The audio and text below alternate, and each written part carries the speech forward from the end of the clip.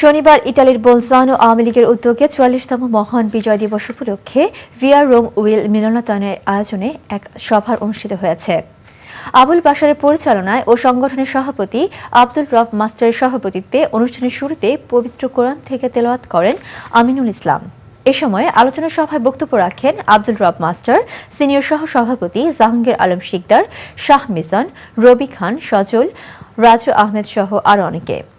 বক্তারা বাংলাদেশের স্বাধীনতা যুদ্ধে ইতিহাস ও পটভূমি সবার সম্মুখে তুলে ধরেন এবং বর্তমান সরকারের ধারাবাহিক উন্নয়ন প্রক্রিয়া যাতে অব্যাহত থাকে এবং কোনো অপশক্তি দ্বারা বাধাগ্রস্ত না হতে পারে সেই দিকে সজাগ ও সতর্ক থাকতে প্রধানমন্ত্রী শেখ হাসিনার প্রতি জোর আহ্বান জানান।